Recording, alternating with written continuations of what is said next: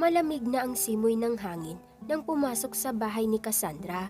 Nag-aaral siya para sa long examination nila bukas. At habang nagre-review siya ay lumapit ang kanyang ama na si Romeo.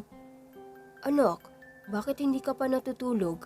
Magmadaling araw na ha," sabi ng ama nang biglang sumulpot sa likuran niya. "Tapusin ko lang ito, matutulog na lang ako pagkatapos nito," anya niya habang dinalian niya ang kanyang ginagawa. Tanging pagsasaka lang ang bumubuhay ng pamilyang Del Monte. Laki sa hirap si Cassandra, kaya gagawin niya ang lahat para lang maihahon sa hirap ang kanyang pamilya. Maganda, matalino, matulungin, mabait at mapagmahal na bata si Cassandra. Pinalaki siya ng maayos ng kanyang mga magulang. Anak, kung hindi na kaya ng katawan ko, alagaan mong mabuti ang tatay. At kahit anong mangyari, wag na wag kayong maghihiwalay. Mahal na mahal kita anak, pati ang tatay mo." Naalala niyang sabi ng kanyang ina na namatay sa sakit ng breast cancer. Hindi niya inaasahan na tumulo na pala ang luha niya sa alaalang naisipan niya ang mga sambit ng kanyang inang si Lilian.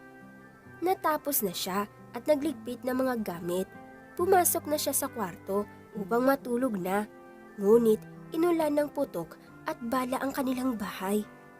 "Anak! Anak! Halika, magtago ka!" Pag-alalang sambit ng ama niya. "Tay, bakit po? Sino po ba sila? Anong kasalanan natin sa kanila?" Sunod-sunod na tanong ni Cassandra sa kanyang ama. "Anak, kahit anong mangyari, dito ka lang sa loob ng kabinet. Wag na wag kang lalabas o sisigaw para hindi ka rin mapatay nila. Tandaan mo, anak, mahal na mahal kita, higit pa sa buhay ko. Ingatan mo ang sarili palagi. Alam mong wala akong kasalanan kay Fidel. Magsasabi lang sana ako ng totoo sa pagkamatay ng congressman, ngunit umabot pa sa ganito. Pasensya ka na anak, nadamay ka pa. Mahal na mahal kita." Sambit na lang ni Romeo sa kanyang anak habang umiiyak. Pumasok na ang mga armadong tao, pinaghahampas at pinukpok ang ulo ni Romeo sa baril. Duguan na si Romeo at nanghihina, hindi na kaya ng katawan, kaya binaril na ito ng 5 beses. "Wala kang masusumbong sa korte. Hindi ka dapat magsalita sa nangyari," ani ng panganay na anak ni Fidel na si Marco. "Tay?" Mahinang sambit ni Cassandra sa loob ng kabinet at tinakpan ang bibig nito habang umiiyak. Bumagsak na sa sahig si Romeo, umalis na ang mga armadong tao at lumabas na si Cassandra sa pinagtataguan.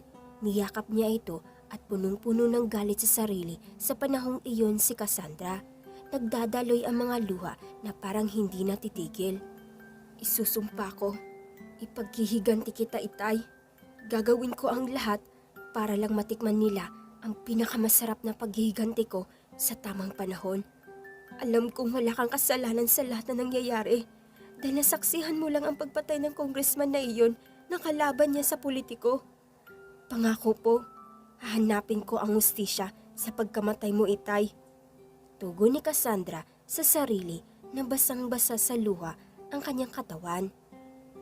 Hindi inakala ni Cassandra ang lahat ng pangyayari sa gabing iyon, kaya pagkatapos ng mga pangyayari ay lumipat siya sa bahay ng kapatid ng kanyang ama na si Benedict. Si Benedict ang nagpapaaral kay Cassandra noong nawalay na ang kanyang ama. "Tito Ben, salamat sa lahat ng kabutihang ginawa mo sa akin. Kung hindi mo ako kinuha at pinapaaral, baka sa kangkong na ako pupulutin. Hindi ko matupad ang pangarap kong makalipad ng ibang bansa. Alam mo namang tapos na akong nag-aral sa kolehiyo, Tito Ben, kaya gusto ko sanang mangingibang bansa upang magsimula muli at mamuhay na mag-isa. Babawi po ako sa inyo, Tito Ben. Pangako, magtatrabaho ako ng maayos at mabuti doon." Pasasalamat at pagpapaalam ni Cassandra sa Tito Ben niya. Buo na ang isipan ni Cassandra na lilipad ng ibang bansa upang magsimula muli sa kanyang buhay. Kailangan niya magsimula muli dahil balak niyang maghihiganti sa pamilyang pumatay sa yumao niyang ama. Labag sa kalooban niya ang ginawa ng pamilya sa ama niya, kaya hahanapin niya ang hustisya para lang sa pinakamamahal niyang ama. Nagtrabaho siya sa California bilang staff sa isang mamahaling restaurant. Maganda at maayos ang takbo ng kanyang buhay sa California. May ipon na siya at nakapundar ng marami. Nakapagpatayo siya ng bahay sa California. Nagsimula na sa pinakamaliit na sakto lang sa kanya. Makalipas ang 1 taon ay naging mansyon na ito sa kadahilanang kumayod siya sa araw-araw upang magmay-ari ng isang hotel na pinapangarap din niya. Salamat po Panginoon dahil maayos at tahimik lang ang buhay ko. Walang sawang papasalamat sa kabutihan mong nagawa. Sambit niya sa isipan habang sumisipsip ng coffee tea. Makalipas ang maraming taon ay natupad na niya ang kanyang pangarap na maging CEO siya sa Camelonte Hotel, isang sikat na hotel sa bansang California. Bago pa man niya pinalitan ng pangalan ng hotel ay sikat ito sa pangalang Maxoline Inn Hotel. Ngunit pinabago niya ito sa pangalang Camelonte Hotel, kombinasyon sa pangalan niyang Cassandra Del Monte. Tinawagan niya ang best friend na si Claire. "Hello Sisi, Cassandra," bati ni Claire sa kabilang linya. "Sisi, punta ka dito sa California at bukas na agad," bigla ang sabi nito kay Claire. "Alam mo ba Sisi, pangarap kong pumunta dyan sa California. Gusto kong bisitahin ang pinakasikat na hotel dyan sa Camelonte Hotel. Siguro maraming beses ka nang pumunta dyan, no? Nabalitaan ko kasi sa TV na maganda raw ang takbo ng hotel na yan, kaya ginagsa ng mga tao," kwento ni Claire sa kaibigan. "Dami mong satsat, Sisi. Kaya nga pumunta ka na dito. Bibisitahin natin yung hotel na yan. Basta pumunta ka na dito ha?" Mariin na sabit ni Cassandra sa matalik na kaibigang si Claire. "Pambili nga ng diaper sa pamangkin ko. Wala. Pambili pa kayo ng ticket? Anong gagawin ko dyan eh? Wala akong pera para bumiyahe papunta dyan." Nakasimangot ang mukha ni Claire sa kabilang linya. "Don't worry Sisi, ako ang bahala sa lahat. Ipapasundo na lang kita sa personal alalay ko at kasambahay kapag nasa airport ka na. Basta, bukas ang flight mo, kaya maghanda ka na." Tugon ni Cassandra na may ngiting nakaplaster sa labi nito. "Wow! Taray mo Sisi! Personal alalay at kasambahay talaga no? Nagbibiro ka yata. Pero sige, gusto ko yan. Kaya bye na, maghahanda na ako para sa flight ko bukas." Sagot ni Claire na talon ng talon sa tuwa at kilig. "Sige Sisi, bye. Ingat ka palagi. See you." Pagpapaalam ni Cassandra sa kaibigan. Bata pa lamang sina Cassandra at Claire ay matalik na silang magkaibigan. Para silang kambal. Magkumari ang mga magulang nila. 1 buwan lang ang agwat nila bago sila ipinganak. Sa tuwing may kasayahan, kalungkutan o kahit problema ay nagdadamayan sila. Hindi nga alam ni Claire na malaki na ang pagbabago nangyari sa kaibigan niya. Walang nakakaalam kahit sa Pilipinas na si Cassandra Del Monte ang may-ari na sikat na hotel sa Los Angeles, California. Pati kaibigan at kamag-anak, hindi nila alam na malaki na ang kabaguhan na nangyari sa buhay ni Cassandra. Buwan-buwan ay nagpapadala ng mahigit 100,000 si Cassandra sa Pilipinas upang ibigay sa mga kamag-anak niya at hatiin. Palagi niya itong pinadala sa kanyang Tito Ben na siyang nagligtas sa buhay niya sa panahong walang-wala siya at ang nagpapaaral sa kanya. Kinabukasan, naghanda na si Claire para sa flight nito upang sundan si Cassandra sa Los Angeles. "Sisi, papunta na ako dyan. Maghanda ka na rin ng makakain ko dyan," tugon ni Claire kay Cassandra. "Ikaw talaga Sisi, palabiro ka talaga hanggang ngayon. O sige, ipagluluto kita." May ngiting labi na sambit ni Cassandra. Masayang masaya si Cassandra dahil may katuwang na siya sa bahay niya doon sa California. May papasandalan na siya sa kanyang kalungkutan sa tuwing maalala niya ang kanyang mga magulang. Malaki na nga ang pinagbago ni Cassandra sa kanyang sarili. Pati rin sa sarili niya, hindi din makapaniwala dahil sa taglay ng katagumpayan na nakamit nito. Makalipas ang 5 oras ay nasa airport na si Claire. "Senyorita Cassandra, andito na kami sa airport kasama si Aling Lucia," sambit ng personal alalay sa kabilang linya. "O sige, tatawagan ko na lang si Claire and I'm sure nakababa na siya," sagot ni Cassandra sa kanyang personal alalay. Sa pagkakataon nito, hindi na matigil ang oras at nakarating na si Claire sa kinalalagyan ni Cassandra. Sisi, puntahan mo ang kulay green na Lamborghini car. Yan ang sundo mo. Andyan si Aling Lucia kasama ang personal alalay ko. Sambit ni Cassandra sa tawag. Laking gulat ni Claire dahil nasa tapat lang niya ito. Hindi siya makapaniwala na ang matagal na niyang pangarap na makasakay ng ganitong kotse ay nasa harapan na niya ngayon. Makalipas ang isang oras ay dumating na sila sa bahay ni Cassandra, puno ng tuwa at kasabikan ang mukha ni Claire. Welcome to California, Sisi Claire. Aling Lucia, iligay mo na sa taas ang bagahe niya. Pag-welcome at pag-uutos ni Cassandra. Sige ho, Senyorita Cassandra. Tugon ni Aling Lucia. Ano? Sisi? Isa kang senyorita? Pero teka, kaninong bahay ba tong pinuntahan natin? Baka magalit ang may-ari nito dahil andito tayo sa lugar na to. Pagtatakang sambit ni Claire. Bakit naman ako magagalit? Kaya nga pinapunta kita dito para magbuhay mayaman tayo dito. Ngiting sambit nito. Totoo ba, Sisi? Bahay mo to? Ang laki ng bahay. Ang yaman mo na talaga, Sisi. Hindi ako makapaniwala. May tuwang sabi ni Claire sa kaibigan. Oo, Sisi. Bahay ko to. Tara, kakain muna tayo bago tayo pumunta sa Camilonte Hotel. Ayan ni Cassandra kay Claire. Wag na, Sisi. Doon na lang tayo sa hotel kakain. Excited na ako para pumunta doon. Sabik ni Claire. O sige, magpalit ka na ng damit. Papunta na tayo doon. Sagot ni Cassandra. Aling Marta, buksan mo muna ang gate. Utos ni Cassandra na isa sa kasambahay nito. Lumabas na ng bahay ang magkaibigan at bitbit ni Cassandra ang susi ng kulay green na Lamborghini car. Teka, Sisi, ikaw lang ba ang mag-drive? Pagtatakang tanong ni Claire kay Cassandra. Oo, ako na lang kasi may ipinapagawa pa ako sa driver ko. Kaya halika na. Sambit nito habang binuksan ang pinto ng kotse. Makalipas ang 30 minuto ay nakarating na sila sa Camilon Hotel. Sabik na sabik si Claire na makapasok sa hotel na yun. Bumaba na rin si Cassandra. Good afternoon po, senyorita. Bati ng isang guard sa entrance ng hotel. Good afternoon po, senyorita. Bati naman ng mga staff at pinadaan sa gitna ng daan. Tinanguan lang niya ang bumati sa kanya sa tuwing sila ay nadadaan na may ngiti sa labi at magandang tingin. Hala, nandito ang may-ari ng hotel.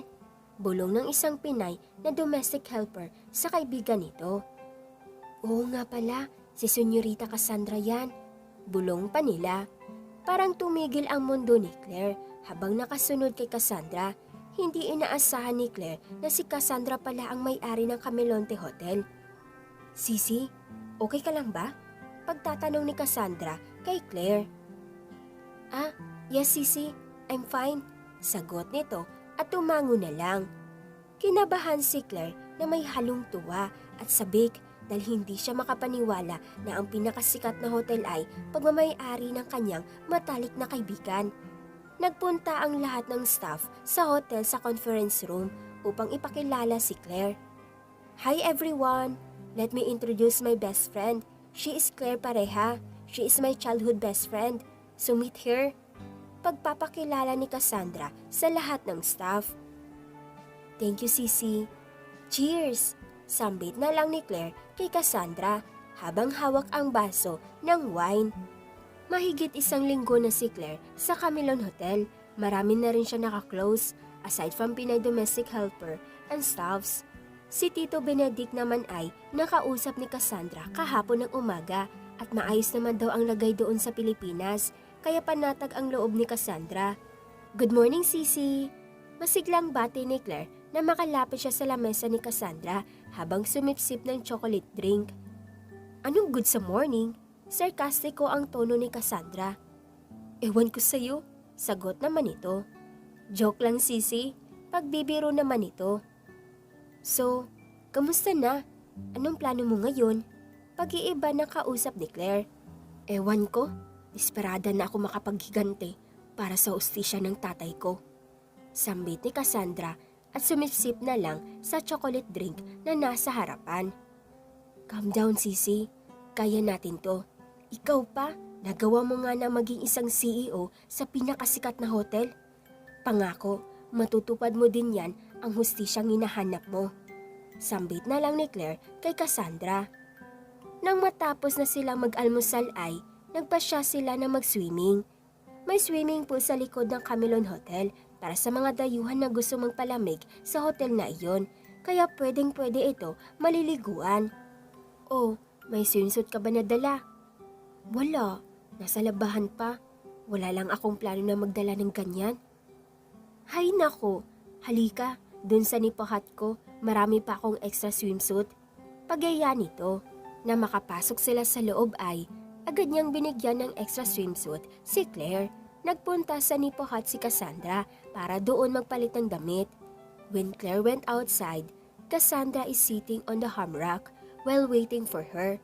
She automatically smiled when she saw Claire. Ayan, ang ganda, bagay sa'yo. Thanks. Tumango siya at inaya na niya sa pool. Pagbaba pa lang nila ng hipahat ay natatanaw na nila agad sina Aling Lucia at Aling Marta na nakatingin sa kanila. Para talaga silang kambal, no? Bulong ni Aling Lucia. Sana nga manatili si Ma'am Claire dito para hindi na yan malungkot si Senyorita. Alam mo namang walang ibang hinahawakan ng amo natin kundi ang picture frame lang ng kanyang ama. Sambit ni Aling Marta. Ang tubig ng pool ay napakalinaw at ang araw ay tirik na tirik. My father taught me how to swim when I was just 8 years old, and he was lifeguard of my life, so it was free to learn it. I also joined some competition back then when I was grade school. Kwento niya kay Claire. Alam na alam ko yan. Minsan pa nga, maliligo pa tayo sa ilog na may tae pa ng kalabaw. Pagbibiro pa ni Claire at hinampas ang likuran ni Cassandra. Natameme si Cassandra, mukhang may iniisip na pangyayari kay hinahayaan na lamang ni Claire at patuloy siyang lumalangoy. 13 years ago, kumaripas ng takbo si Cassandra sa loob ng paaralan nila. Wala na siyang pakialam kung pinagtitinginan na siya ng mga taong nandun. Ang mahalaga ay makalabas siya doon at makasakay ng sasakyan. Sa bilis ng takbo niya ay parang sobrang layo ng gate sa kanya. Na makalabas siya ay pumara siya agad ng masasakyan. Habang nasa loob ng sasakyan ay di maiwasang mapaisip ni Cassandra. Hindi niya maiwasang mag-isip ng masama. Hindi rin niya maiwasang tumulo ang mga luha niya. Pagkarating niya sa paroroonan ay agad siyang pumasok sa malaking gusali at saka nagtanong. Si Lilian Del Monte po? Tanong niya sa babaeng nakaupo sa malaking mesa na nakasuot ng puting damit. May tinignan ang babae sa papel, saglit at tumayo ito. Sumunod ka sa akin. Sambit ng babae na nakaputi at naglakad. Sinundan niya naman ito, kinakabahan siya sa mga anumang mga susunod na mangyayari. Habang nakasunod siya dito ay napako naman ang atensyon niya sa mga nadadaanan nila. Tila kumukonti ang tao sa nadadaanan nila pababa. Na makarating nila, ang pinakababa ng gusali ay may inilabas ang babae sa bulsa nito at binuksan ang malaking pinto na nasa harap nila ngayon. Tila susi iyon. Hindi maiwasan ni Cassandra na mas lalong kabahan dahil sa kinatatayuan niya. Napakatahimik at napakalamig na lugar. Tanging mga ilaw lang ang nagbibigay buhay sa lugar na iyon. Pagkabukas ng pinto ay pumasok kaagad ang babae at sumunod naman siya dito. Hindi mawari ni Cassandra ang mararamdaman nang makita niya ang babae sa harap niya. Nakahiga ito sa pinakagitna ng silid, nakabalot ang buong katawan ng puting kumot. Tanging paa lang ang nakalitaw dito. Nilapitan niya at unti-unting hinawi ang telang nakatakip sa mukha nito. Nanlumo siya. Hindi makapaniwala sa nakita niya. Hindi maaari. Ang tanging salitang nabigkas niya kasabay ang malakas na bugso ng luha sa mga mata niya habang yakap ang malamig na bangkay ng kanyang ina na namatay sa breast cancer. Sisi, halika nga dito. Tawag ni Cassandra kay Claire at agad namang nagpunta sa paroroonan kung saan nakatayo si Cassandra. Yes, Sisi.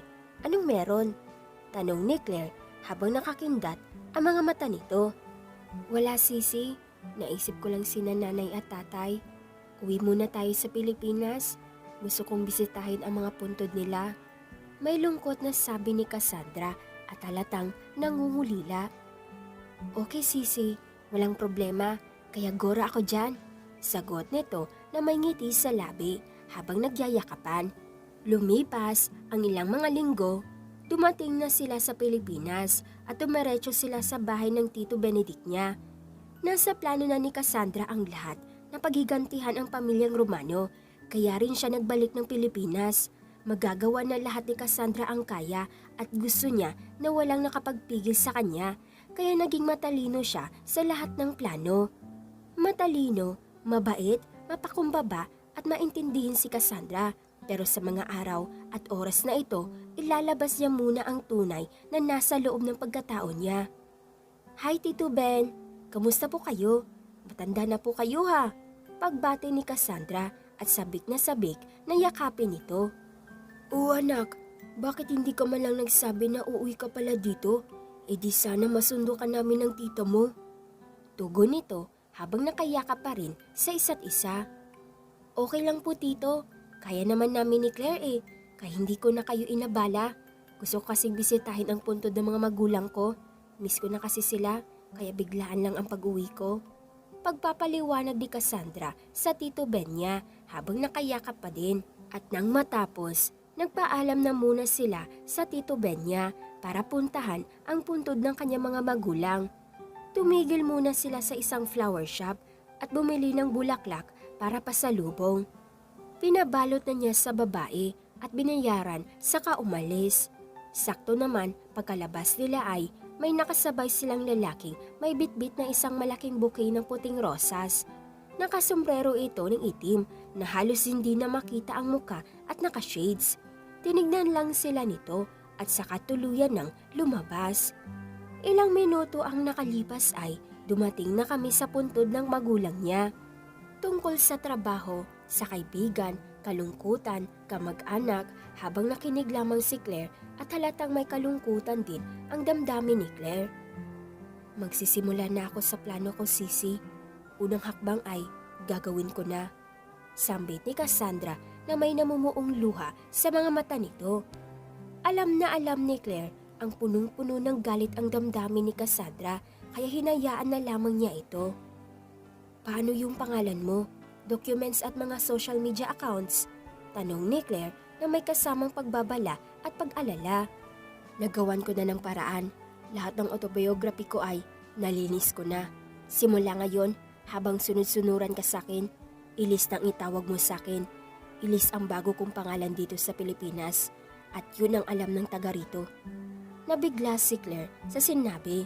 Ngunit hinayaan lamang niya na makapaghiganti ang kanyang kaibigan sa kagustuhang makuha ang hustisya ng kanyang ama. Sige Sisi, ikaw ang bahala sa plano mo.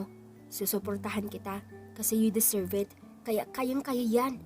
Pagsusuporta ni Claire kay Cassandra. Una kong ihatid sa bitag ko ay ang mga anak ni Fidel. Paikutin ko sila sa kamay ko. Hayaan ko silang mapaibig sa akin para pagdating ng panahon ay masira at magkawatak-watak sila. Unang plano ni Cassandra na sinabi niya kay Claire. I love you, Nay. I love you, Tay. Sambit niya sa mga magulang at nagpaalam na rin siya sa mga ito. Tumayo na sila at umalis. Pagkatapos nilang kumain sa coffee shop ay agad na silang umuwi upang makapagpahinga.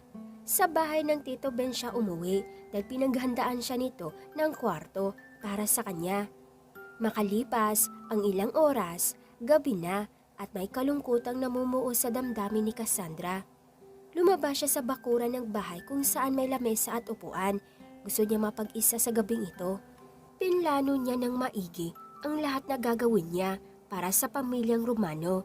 Kinasusuklaman niya ang pamilyang ito. Alam niyang congressman ang kakalabanin niya.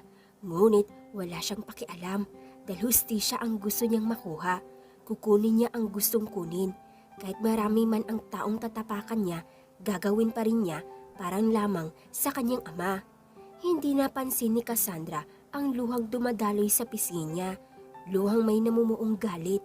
Titigil lang siya kung maayos na ang lahat at magtagumpay sa plano nito. Si Fidel Romano ay may-ari ng Four Romanos Beach Resort kaya sa resort magsisimula ang lahat ng plano ni Cassandra. Napakababaero ng mga anak ni Fidel kaya kayang-kaya ni Claire na paibigin ito. Sino ba naman ang hindi mabibighani sa gandang taglay ni Cassandra? Nasa kanya na ang lahat.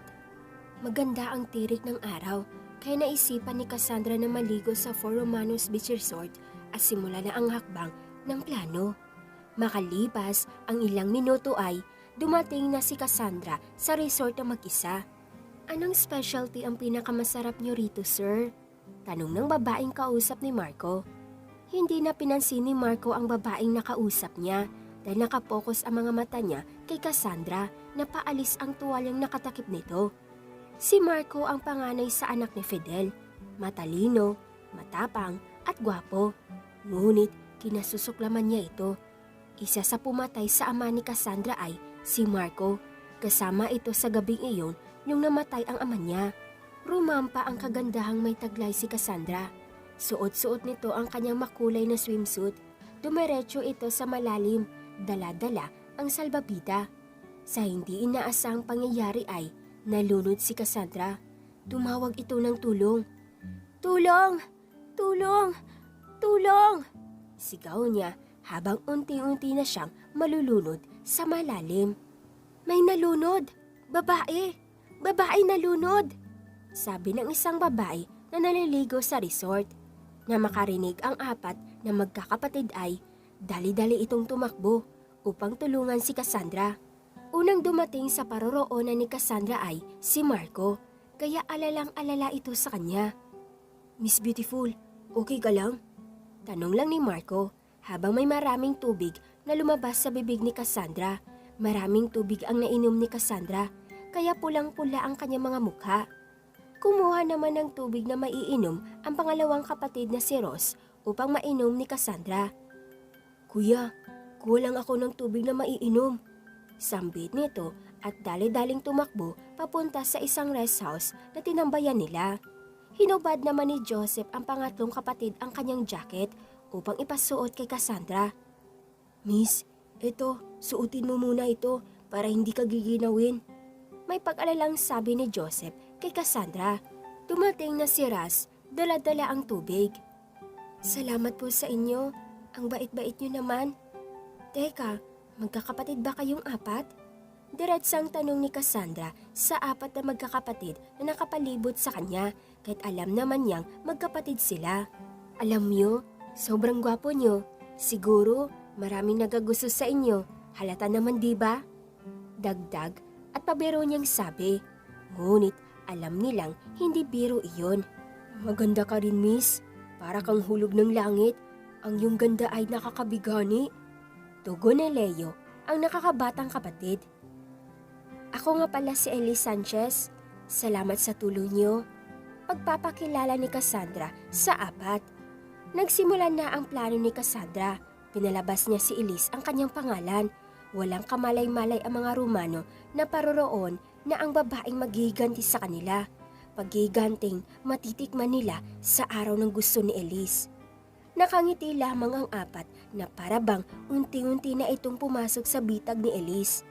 Pabalik-balik si Elise sa resort na iyon kaya walang problema sa kanya kung mapaibig ang mga taong iyon. Isang araw, nagkita si Elise at Marco doon sa rest house na palaging tinatambayan ni Marco. Nakasandal ang ulo ni Elise sa paan niya habang hinahaplos-haplos ang buhok nito. "Alam mo, Elise, parang hindi ako kasali o anak man lang sa pamilyang yan. Palagi silang galit sa akin. Wala daw akong kwentang anak at kapatid para sa kanila." Pagsisimula ng kwento ni Marco kay Elise habang nakikinig lang ito. "Naku, wag mo nang isipin yan. Ang importante, mahal ka nila. Isipin mo na lang na mahal ka nila at huwag kang mag-alala. Mararamdaman din nila ang kahalagahan mo." Pagkomporta ni Elise kay Marco na halatang nangulila. "Kung andito lang sana si Mami, kung hindi lang siya pinatay sa malademonyo kong ama, di sana buhay pa yun. Kay Mami ko lang nararamdaman ang pagmamahal na gusto ko. Paboritong paborito ako ni Mami. Sa tuwing galit si Daddy, si Mami palagi ang nagtatanggol sa akin. Pero yung Fidel na yan, kahit isang beses wala. Unti-unti na namumuo ang galit sa loob ni Marco. Okay lang yan. Ano ka ba? Ganyan talaga ang buhay. May swerte, may malas. Sabi na lang ni Elise. Unti-unting lumapit ang mukha ni Marco kay Elise. Sa di kalayuan ay sinunggaban niya ito ng halik. Maraming beses na nila itong ginawa sa tuwing sila ay magkakasama. Think I'm in love with you, Elise. Marco confessed to Elise. Hindi na lang niya sinagot si Marco, kaya sinunggaban na lang muli ni Elise ng halik. Parang nahulog na nga ang loob ni Marco kay Elise. Ramdam ni Elise na mahal na siya nito. Sekretong nagkikita si Ras at Elise sa isang coffee shop. Sinimulan nila ang kanilang matamis na pagsasama. Walang kupas ang kagandahang meron ka, Elise. Iba ka sa mga babaeng kinakasama ko. Yung mga matatamis mong labi ang palaging nagpapaalala sa akin sa tuwing namimiss kita. Mala emosyong sabi ni Ras kay Elise. 2 oras din silang magkasama at nagkikwentuhan tungkol sa kanilang kinabukasan dahil mahal na siya nito. Pumasok na naman ang pangalawang bitag ni Elise kaya wala na itong problema sa kanya. 2 na lang ang kulang para gawing mapahulog ang puso sa kanya. Lumipas ang ilang buwan, Elise and Joseph spending time at night on Four Romanos Resort. Tagal mo naman, kanina pa kita hinihintay dito. Walang alinlangang tugon ni Elise kay Joseph. Pasensya ka na, hindi sana papayag si Kuya Marco na pupunta pa ako dito dahil gabi na, pero susunod naman yun.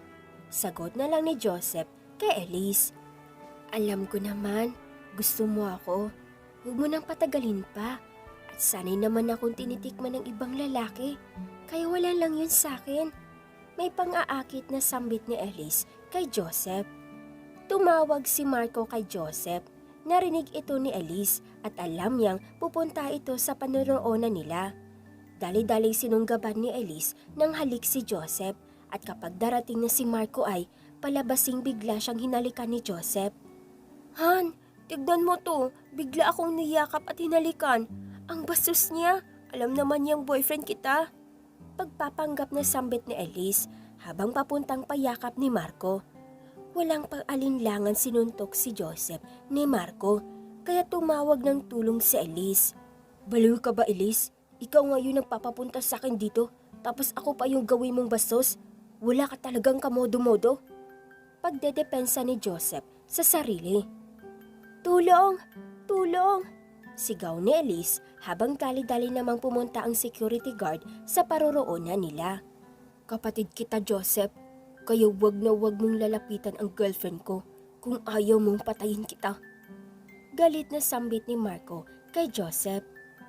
Huwag ka mag-alala, makarating ito kay Daddy ang nangyari.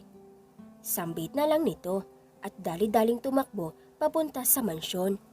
Kinabukasan ay pinatawag ni Fidel ang 4 na magkakapatid dahil nalaman ng ama ang nangyari sa gabing iyon.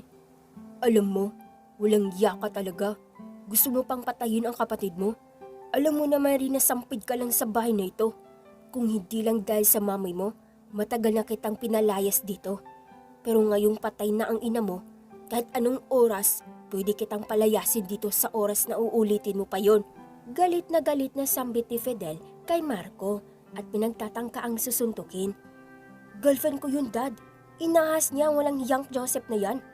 Pagdepensa ni Marco, ngunit sinundo ito ng kamao ang bibig niya. Teka nga, gaano ba kaganda ang babaeng yan upang pag-aawayan ninyo? Diretsang tanong ni Leo. Alam niyong kalimutan muna natin ang nangyari ngayon dahil gusto kong malaman kung sino-sino ang mga kasintahan ninyo. Pagpigil ni Fidel sa suntukan na mangyayari. Unti-unti na nagtagumpay ang plano ni Elise na pagsisirain ang pamilyang iyon. Ngunit sa pagkakataong ito, si Leo naman ang papasukin niya sa bitag. Nagkabangga sila sa resort na palaging binabalikan ni Elise. Sorry po, miss. Hindi ko sinasadya. Nagmamadali kasi ako. pagpapaumanhin ni Leo kay Elise na nabangga niya. Okay lang naman po, pabebeng sagot ni Elise kay Leo. Di ba miss, ikaw yung munti ka na malunod noong una ka pa lang dito sa resort na ito? May ngiting sabi na lang ni Leo kay Elise. Inaya ni Leo si Elise na magipag-usap sa isang cottage. Naging masaya ang kanilang usapan sa tuwing sila'y nagtatawanan. Lumipas ang ilang mga buwan, naging malalim ang kanilang pagsasama hanggang sa umamin na si Leo ng kanyang naramdaman kay Elise. Gusto na niya itong ligawan. Elise, I have something to tell you. I love you when the first time I see you. Walang pag-alinlangang sambit ni Leo kay Elise. Hindi naman nagtagal ay sinagot naman ito ni Elise sa kagustuhang mapasok sa bitag nito. Masayang pinagsama-sama ni Elise ang apat na magkakapatid na tila ba ay pinaburan siya ng panahon. Leo, kailan mo ba ako ipapakilala sa pamilya mo? Pabebeng sambit ni Elise kay Leo. Mahal, bukas na bukas, pakilala kita sa mga kapatid ko at ama ko, pangako. May ngiting sambit ni Leo. Kinabukasan ay pinapunta na nga si Elise sa bahay nila na magkakapatid. Bro, maganda na kayo. Dito magbe-breakfast ang girlfriend ko. Sabay-sabay na tayo. Tugon ni Leo sa kanyang magkakapatid na naliligo sa CR. Grabe ka naman bro, galing mo. Paano mo ba nagawa yun? Girlfriend ko nga, hindi makasama sa akin dito sa bahay. Samantalang ikaw, kayang-kaya mo. Sambit na lang ni Ras kay Leo at halatang nagbibiro. O sige bro, susunod lang kami pagkatapos nito. Sambit na lang ni Joseph. Nag-ring na nga ang doorbell at siguradong si Elise ito. Pinapasok nila ng kasambahay at dumiretso sa sala ang dalagang si Elise. Welcome to our house, mahal. Pagbati ni Leo sa girlfriend niya, sabay halik sa noo at yakap nito. Hindi pa dumating ang mga tatlo sa baba, pero siguradong itong papunta na iyon. I'm so proud of you, anak. Ang gandang nilalang na napili mo. Magaling ka talagang bata ka. Manang-mana sa akin. May ngiting labing nakaplaster sa mukha ni Fidel habang nag-shake hands at nagyakapan si Elise at Fidel. Oo naman po. Isa gwapo pa naman ng anak niyo. Siyempre naman, mamimili rin niya ng maganda. Pabebeng sagot ni Elise kay Fidel. I love you, mahal. Sambit ni Leo sabay kindat sa mata. I love you too, mahal. Teka, saan ba yung tatlong mong kapatid? Bakit tayo lang narito? Sagot at tanong naman ni Elise. Mga anak, bumaba na kayo dyan. Naghihintay ang bisita natin. Tawag ni Fidel sa tatlo. Bumaba na nga ang tatlo at nakadesenteng damit ito. Nasa hagdan pa lang ang tatlo ay nabigla na sila. Babe? Sambit ni Ras na halatang nabigla sa nakita. Love, ikaw yan? Tanong naman ni Joseph habang papalapit sa kanilang kinakainan. Pero hindi na tinawag ni Marco ang pangalan ni Elise. Diretsong sinuntok niya si Leo. Galit na galit si Marco sa nakita niya at panay hindi na maitsura ang mukha nito. Elise, sabi mo, mahal mo ako. Pero bakit ngayon? Ano itong ginagawa mo? Han, mahal na mahal kita. Tapos itong pinagsabay mo kaming magkakapatid? Maiyak na sambit ni Marco kay Elise. Teka, anong kaguluhan ito? Ibig sabihin, iisa lang ang babaeng kinakasama niyo? Eto si Elise? Anong nangyayari sa inyo? Bakit naman ganito? Tanong ni Fidel sa magkakapatid. Ngunit hinanap na ni Marco ang baril sa ilalim ng sofang pinagtataguan niya ng baril. Nakita na ni Marco ang baril at pinagtangka ang barilin ang bunsong kapatid na si Leo. Ngunit sa kasamaang palad, si Ras ang nabaril dahil tinakpan niya sa sarili si Leo. 3 beses babaril si Ras at siguradong namatay ito dahil unang tumama ang bala ay malapit sa puso, pangalawa sa dibdib at panghuli ay sa ulo. Lumipas ang ilang mga linggo ay inilibing na si Ras. Pero sa kasamaang palad, pagkatapos ng libing ay nagsilayasan ang dalawang magkakapatid na si Marco at Joseph. Hindi na alam ni Fidel ang gagawin sa araw na ito. Kaya pinaimbestigahan niya kung sino ba talaga si Elise at kung bakit intensyon niyang pagwatak-watakin ang pamilyang ito. Pinakilos na ni Fidel ang kanyang mga tauhan para sundan palagi si Elise kung saang lungga ito nakatira. Sino ba ang babaeng yan? Bakit intensyon niyang sirain ang pamilya ko? Yung si Joseph, hindi ko na alam kung saan nagpunta. Pati ba naman si Marco, lumayas din? Intensyon talaga ng babaeng yon ang sirain itong pamilya ko. Bulyaw ni Fidel sa kanyang tauhan na si Jade. Sige boss, ako na mismo ang hahanap ng impormasyon sa babaeng yan. Sagot na lang ni Jade na isa sa pinagkakatiwalaan niyang tauhan. Lumipas ang ilang mga linggo, nagtagumpay si Elise sa plano at kapalit ang buhay ni Ras. Nagpunta si Elise sa puntod ng kanyang mga magulang kasama si Claire. Alam sa sarili ni Elise na matalino siya sa mga bagay ng kanyang gugustuhin, kaya anumang sitwasyon ay naitataguyod niya pa rin itong mag-isa. Makalipas ang ilang oras ay dumating na sila sa puntod ng kanyang mga magulang. Bumaba na sila sa sasakyan at masayang lumapit sa puntod ng magulang niya. Hindi alam ni Elise na sinundan pala siya ni Jade sa sementeryo, ngunit nagmamasid-masid lang si Jade sa paligid. Ano na ang susunod na plano mo, Sisi? Sa ngayoy, nagtagumpay na tayo sa ating plano. Tanong ni Claire sa matalik niyang kaibigan. Babalik na ako sa California, Sisi. Lahat ng ebidensyang meron ako laban kay Fidel Romano ay pagbiling ko na lang kay Attorney Guerrero at siya na ang bahala. Sagot ni Claire at dinig na dinig ni Jade ang pinag-uusapan nila. Isasama ko pati sina Tito Benedict at pamilya niya. Doon na kami maninirahan ng tahimik. Buo na ang desisyon ko. Dagdag pa ni Elise. Ikaw ang bahala, Cassandra. Nang di mawari ay nabanggit ni Claire ang tunay na pangalan ni Elise. Umalis na sila sa sementeryo habang si Jade ay pumunta na sa kinatatayuan ni Elise at Claire. Si Elise ay si Cassandra Del Monte. Anak siya ni Romeo at Lilian, yung ama niyang pinatay namin. Pagtatakang tanong ni Jade sa sarili. Umalis na si Jade, umuwi na ng mansyon at ibinahagi ang lahat niyang nakuhang impormasyon. Siguraduhin mong maganda ang ibabalita mo sa akin. Diretsong sambit ni Fidel. Boss, lahat ng autobiography ni Elise ay fake. Pati ang mga IDs na tuwing papasok siya sa mga mamahaling tanawin, lalong-lalo na ang kanyang social media accounts, halos lahat private at hindi Elise ang tunay pangalan niya. Pagsisimula ni Jade sa kanyang amo at ibinigay ang mga larawang bit-bit nito. Ano? Sino siya? Bakit ang desperada niyang manira ng pamilya? Sunod-sunod na tanong ni Fidel kay Jade. Siya si Cassandra Del Monte, anak ng pinatay natin noong si Romeo Del Monte. Sagot ni Jade at halatang may pagtataka sa mukha ni Fidel. Boss, nakita ko sila sa puntod ng kanyang mga magulang.